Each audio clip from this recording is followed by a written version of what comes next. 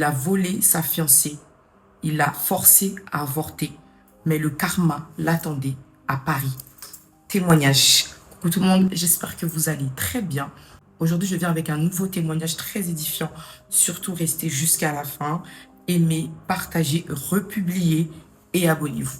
Escar était un homme que quand il grandissait dans le quartier, était un homme très beau, qui était convoité par beaucoup de filles.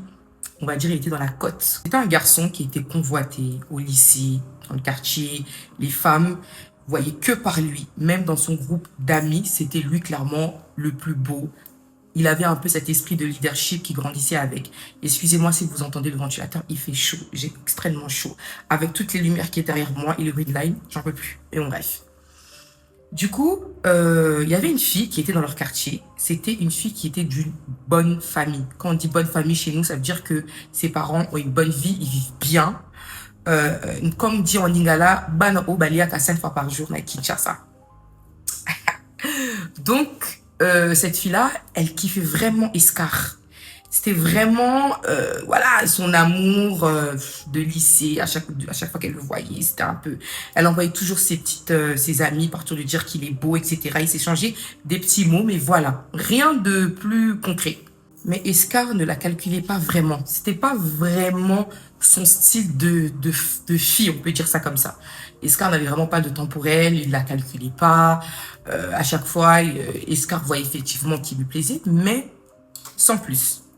Un jour, en rentrant de l'école, en rentrant du lycée, on va appeler la fille Mélanie. Mélanie était avec ses amis. Elle rentrait du lycée, Escar était avec son groupe d'amis et ils se rencontrent. Donc, ils commencent tous à parler. Escar décide de l'aborder, de la draguer, plus ou moins. C'était comme un petit pari. Il s'est dit, bon, parmi tant d'autres, pourquoi pas lui parler, voilà. Très vite, la fille, elle est tombée dans son piège, si je peux appeler ça un piège. Elle est tombée dans son piège, ils ont commencé à parler, ils ont commencé à se croiser, à s'échanger, en sachant que à l'époque, je parle bien de l'histoire qui s'est passée à l'époque. Quand je dis l'époque, ça veut dire qu'il n'y avait pas encore, des téléphones actifs comme maintenant. Donc, il se voyait que ou quand il partait au lycée, ou sinon il venait devant la parcelle de Mélanie. Une de ses amies faisait l'intervalle entre Escar et Mélanie pour qu'ils se voient. Bref, tout a commencé, leur amour a commencé à évoluer. Escar a commencé à donner de l'amour, de la tendresse à Mélanie. Je vous ai bien dit que Mélanie est d'une bonne famille, donc une famille aisée. Et à Kinshasa, les enfants qui sont venus d'une bonne famille, leurs parents n'acceptent pas quand ils se mettent avec des hommes, une famille modeste, on va dire pauvre. Mais cet amour était en cachette. Mélanie donc commence à aider Escar sur beaucoup de choses, dans les études, l'argent du Minerval, puisqu'on appelle ça comme ça, à finir ses études. Mélanie, ça lui dérangeait pas, puisque ses parents avaient de l'argent. Donc c'est pas quelque chose qui lui dérangeait en soi. Et Escar a commencé à s'accrocher à Mélanie. Pourquoi Escar a commencé à s'accrocher à Mélanie? Parce qu'il s'est dit, une femme qui me donne tout. Je suis jeune, je viens d'une famille très pauvre. Je rencontre une femme qui vient d'une famille aisée, d'une bonne famille. Pourquoi pas me mettre avec elle, rester avec elle. J'aurai des avantages, même s'il n'y a pas de l'amour en soi, mais il y a quand même des avantages à être avec elle. Mélanie, c'était le vrai amour, c'était son amour de jeunesse. Ok? Donc c'est Escar qui a Mélanie. Les études se terminent, donc plusieurs années plus tard, ils ont continué leur amour. C'est vraiment un amour qui a duré. Ok, c'est un amour qui a énormément duré. Il y a eu beaucoup de problèmes. Les familles, ils sont venus menacer plusieurs fois Escar. Faut savoir que en Afrique, quand il y a un enfant qui va se mettre avec une fille aisée d'une bonne famille, il y a des menaces, etc. Mais ils n'ont pas lâché leur amour, ils ont tenu. Escar, il a fini ses études. Mélanie aussi. Escar décide de préparer son voyage pour partir en Europe. Donc pour partir à Paris. Mélanie, elle a dit, comme moi je viens d'une famille aisée, je préfère que toi tu pars. Je pourrais t'aider pour t'organiser, pour que tu puisses voyager. Et de toute façon, après on verra bien, peut-être je te suivrai, etc. Parce que c'est vrai que c'est compliqué qu'on se mette en couple ici et qu'on se marie en Afrique. Pourquoi pas d'abord te faire partir en Europe. Donc ils ont commencé à organiser leur voyage en sachant que Mélanie, elle était tombée enceinte. Quand Mélanie est tombée enceinte, Escar ne voulait pas de cet enfant. Je vous ai dit dès le début de l'histoire, Escar n'aimait pas Mélanie. C'était vraiment un amour où il trouvait ses avantages.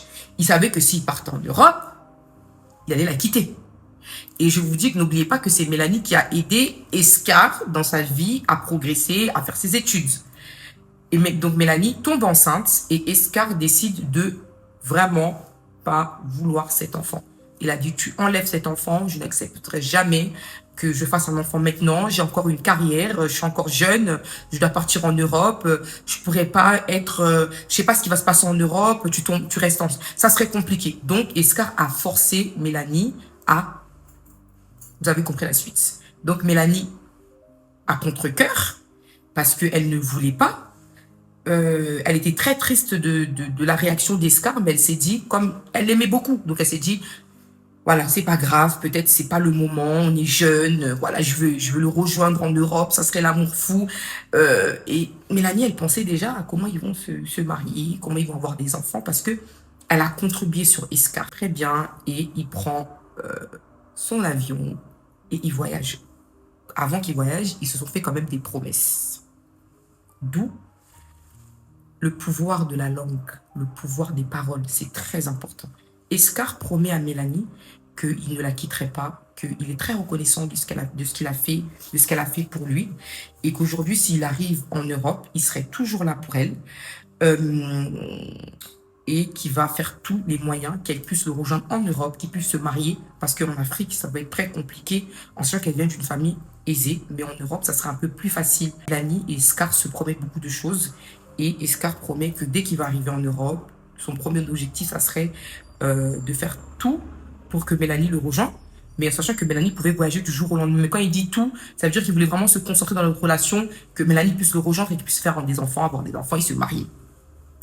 Escar et Mélanie, vous savez, ils sont quittés, ils ont pleuré, etc., etc. L'amour fou pour Mélanie, c'est son amour de jeunesse. Escar arrive en France. Donc, les tout premiers temps, ils ont encore des petits dialogues avec Mélanie, ils se parlent de temps en temps. Mélanie remarque effectivement de plus en plus Escar et elle, il y a certains moments qui ne se parlent pas, parfois une semaine, 2 semaines, mais Escar, il explique que la France, c'est compliqué, il explique les réalités de la France, qu'il ne savait pas ça allait être comme ça, qu'il fallait qu'il trouve ses papiers, etc., qu'il cherche du travail, etc. Mais, arrivé en France, après quelques temps, Escar, il est arrivé chez sa famille, donc tout content, en sachant que la famille de Mélanie ne sachait pas l'existence de Escar. Ils ne savaient pas qu'Escar existait. Ok, il y a eu des problèmes, ils ont soupçonné, etc. Mais ils n'ont pas su qu'il y avait un amour très profond, que Mélanie, elle a fait beaucoup de choses pour Escar. Ils ne savaient pas. Escar arrive en France. Escar rencontre d'une femme qui est en France, qui avait déjà sa vie, elle était autonome. Je vous ai dit, Escar, c'était un très beau garçon, c'est-à-dire un garçon qui était convoité de beaucoup de filles. Donc, cette fille-là, elle trouve Escar très joli. Elle décide d'aborder Escar. Vous savez que quand on est en France et qu'on n'a pas encore une situation, vous avez peur, les hommes, ils ont un peu peur d'aborder certaines filles, ils se disent, elle va pas me remballer, elle va pas mal parler. Donc, il était encore en train de trouver ses repères en France. Mais cette fille décide de l'aborder et Escar décide de accepter ses avances. Il ne faut pas oublier que Escar, c'est un homme très profiteur. C'est un homme que jusqu'à là, que ce soit Mélanie et cette nouvelle rencontre, il y a toujours eu un profit sur la relation. Mais bon, bref. Tout se passe bien, Belguina. Tout se passe bien avec Belguina. L'amour fou entre Belguina et Escar. Donc de moins en moins, Escar appelle Mélanie. Mélanie n'a plus de nouvelles d'Escar, clairement, parce que il appelle plus, il a plus de nouvelles. À chaque fois qu'il appelle, il rejette ses appels. Belguina avec Escar, l'amour fou. Donc Belguina décide de mettre Escar dans un train, voilà, de l'aider à faire sa vie, à être autonome, à prendre ses papiers, à avoir le permis. Là, je vous parle des années qui suivent. C'est-à-dire que Escar a pu refaire sa vie avec Belguina. Il a oublié Mélanie. Tous ses potes qu'il appelait au pays pour dire que oui, voilà, Mélanie, elle te cherche. Escar, ça se fait pas. C'est une fille qui t'a quand même aidé à être ce que tu es aujourd'hui. Escar n'en avait tellement rien à foutre. Il s'est dit, moi aujourd'hui, j'ai refait ma vie, je suis en France. Voilà. Donc, que Mélanie refasse sa vie. C'est un amour de jeunesse. Aujourd'hui, je veux me marier, j'ai une autre femme et tout se passe bien. Donc, Mélanie, elle me lâche. Elle a changé de numéro, donc il ne contactait plus Mélanie, etc. Il n'y avait plus de Mélanie dans sa vie. Donc, avec Belkina, il décide de se marier. Grand mariage, très joli mariage. Mélanie entend de ces nouvelles-là que Escar, il s'est marié.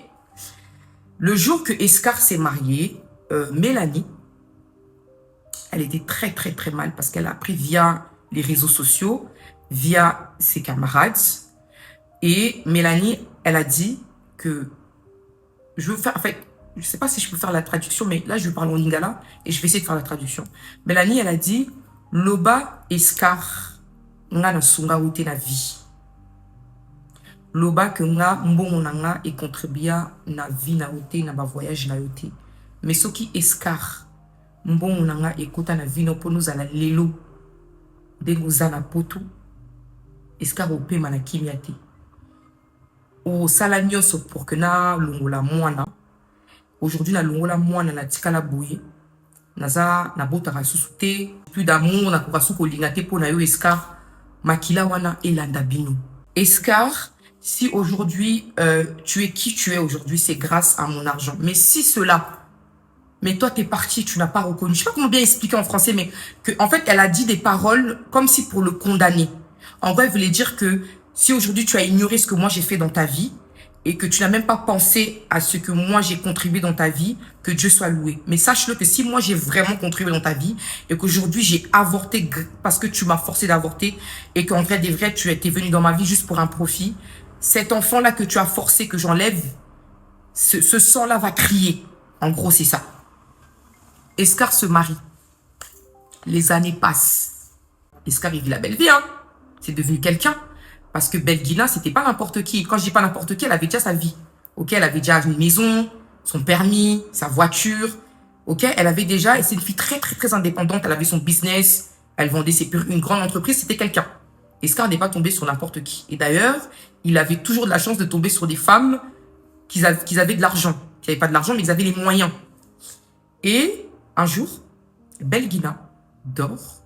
Elle entend un bébé qui crie dans ses oreilles, mais qui crie le nom, le prénom de son mari, Escar.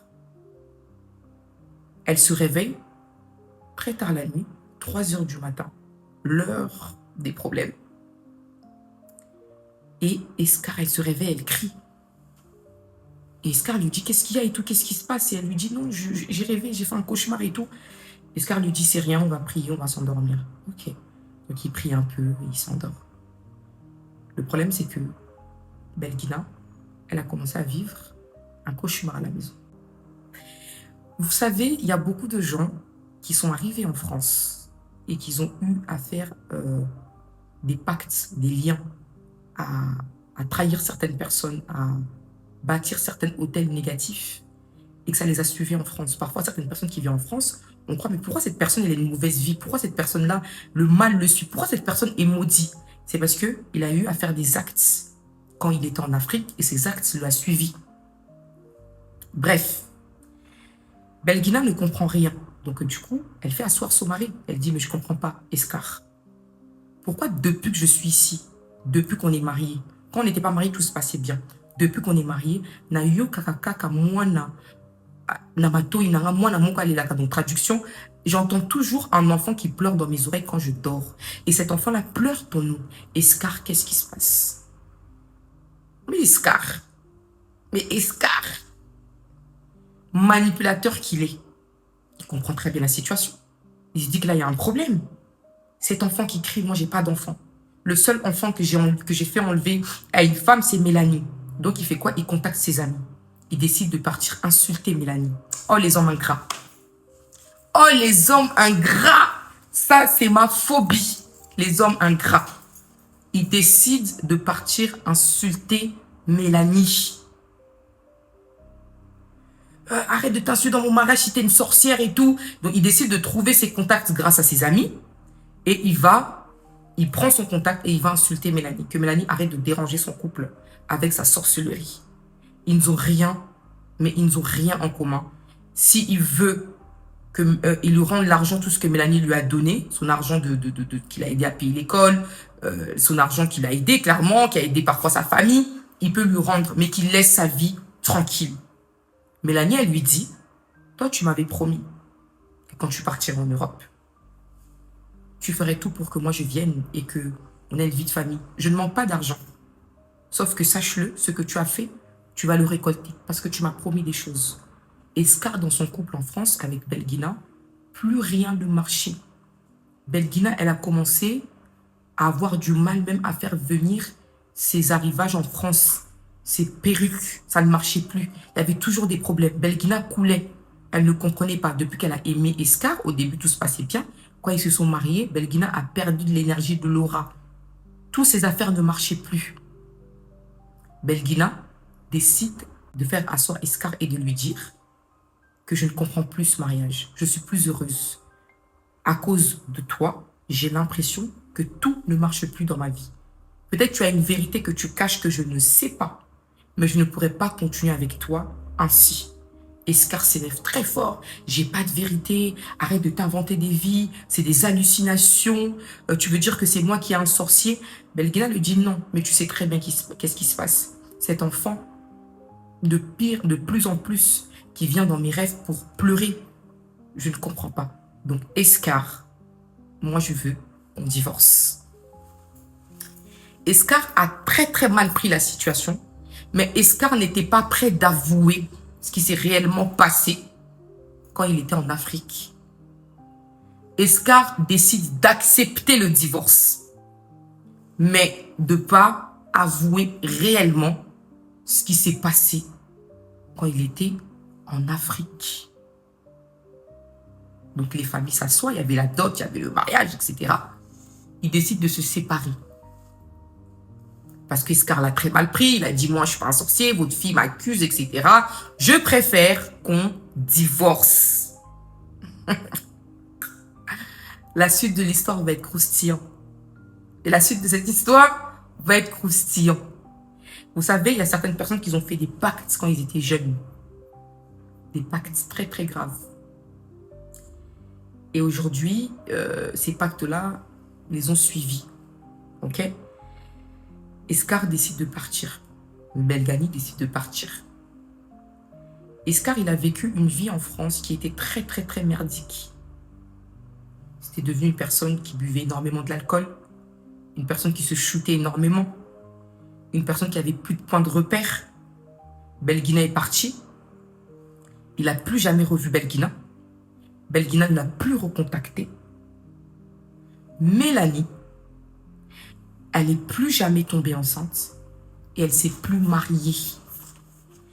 Scar, tellement qu'il avait pris les papiers derrière Belguina, elle l'a mené la vie très dure. Scar s'est retrouvé sans papier. Scar, on l'a refoulé au Congo. Scar, il s'est retrouvé au Congo. Scar, son histoire, il a tout simplement voulu dire, faites très attention à ce que vous faites. Il était en France, il a voyagé, mais pour sa beauté, il a cru qu'il pouvait faire tout ce qu'il... Il s'est pris pour un dieu.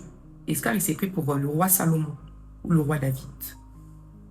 Mais il a oublié qu'il y a un juste, qu'il est là-haut, que le karma existe. Scar est parti retrouver Mélanie au Congo pour lui demander pardon. Mais Mélanie n'avait plus le temps d'accepter ses excuses. S'il vous plaît les amis, le karma existe. Le karma existe réellement. Faites très attention de ce que vous faites. Un jour ou l'autre, ça peut vous rattraper.